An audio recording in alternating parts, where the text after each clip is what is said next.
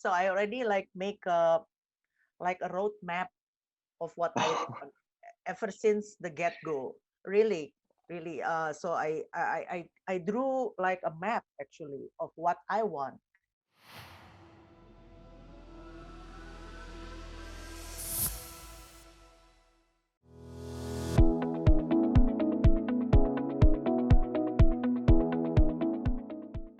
Like, we talked about values and we talked about kind of your mentality, and how does that translate to kind of your identity, Bumili? And then of course, like, more than that also, it's like, how do you define kind of your own identity, and how do you kind of live that life, I guess, throughout kind of since you're young until now?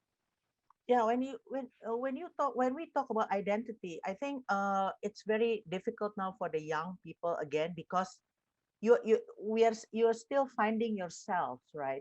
And again, in this unprecedented time, you immediately, it's like you are pushed ahead of time or prematurely to be adults, and that can be scary. And then you can lose your identity because then you want to you study others, but then you get like terbawa, with Mm. others.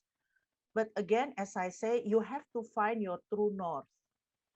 Yeah, you have to be true always to yourself because your heart knows when you say, oh, I want to lead a life like him or like her. But if it's not you, don't do it. You have to be you have to be able to maintain that true north. Yeah, I think that's really important, Abiasa. Especially when I was young, I remember there is the temptation. I want to be like him. I want to be like her. But the most important is you have to be you. Because you live with you and you will die with you. So you have to befriend you. This is important, I think. Yeah.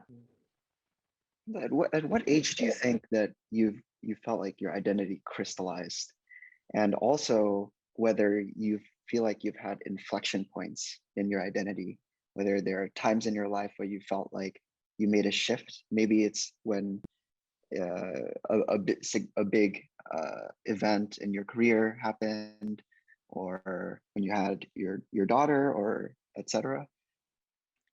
I think I was born already with certain ambitions, and I'm clear of what I want to be. Ever since I was in SD, so I already like make a roadmap of what I want ever since the get go.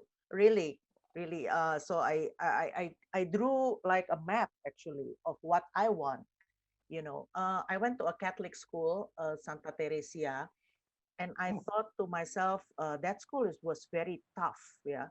All girls school. Then kepala sekolah was a suster, who's very like seram. And I thought, but I want to beat the system. I want to be able to get out of this school with flying colors, and I have to make that roadmap. So I prepare roadmaps. I am always writing of what I want to be. I was already very clear of what I wanted. And then I thought I need mentors. At that time there was no Menos, so there is no Menos ID. I needed mentors. Who should I mentor with? So I decided to read biographies of successful people. Then I decided that they are my mentor, although it's a Mm. one-way traffic. Yeah, yeah. They only talk to me through words, but I cannot emphasize the importance more of having mentors. And I really applaud Menos initiative, to want to connect mentor and the younger generation, because this is important. So if you ask me what is the turning point, there is no specific turning point. It's just I was already clear from a very young age that I want to be myself. mm, I want to be myself no matter what it is. And I don't really, I see other people, they are probably more successful, but I thought to myself, no matter how rich you are, no matter how successful you are, di atas kamu pasti ada lagi yang lebih kan. Yeah, yeah, So pasti. this is itu jangan dipikirin because it's an Mm. nggak ada habisnya battle itu, Yeah, gitu. yeah, Jadi the most definitely. important is for you to be you, then you Yeah. are at peace with yourself. Yeah, yeah, Yeah. definitely. And I think that that's also you hit a key turning point, which is feeling at peace kan. Karena kayak, when you're fully yourself, and I think when you wake up in the morning and you reflect and you think that this is the best I've ever been, okay, that is something that you can really be proud of yourself of, and something that like I think a lot of people will continue to thrive for, and then that's never going to be an end kan. Karena you're always going to continue to improve.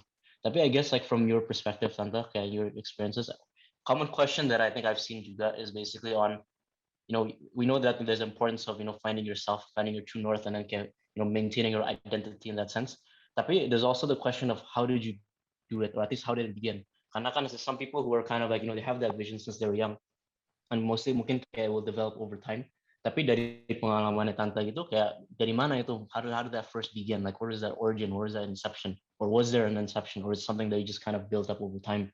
Like, what was that experience like? I think that's what a lot of people are also thinking about, which is like, I want to do it, tapi where do I start? How do I do it? That kind of question. I think I'm lucky because I grew up in an environment which are very supportive.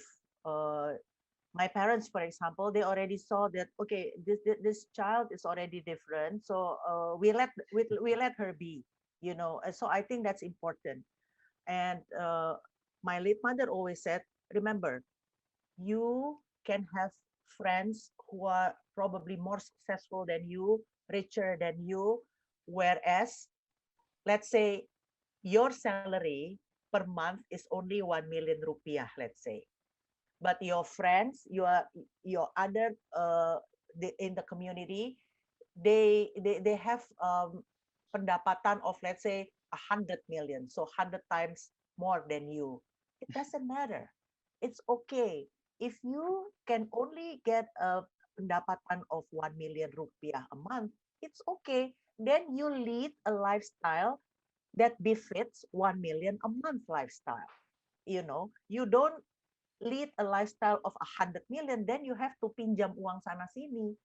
Don't do that. So from the get-go, they are supportive, and they already advised to me to be myself, and remain true to yourself, and don't be malu.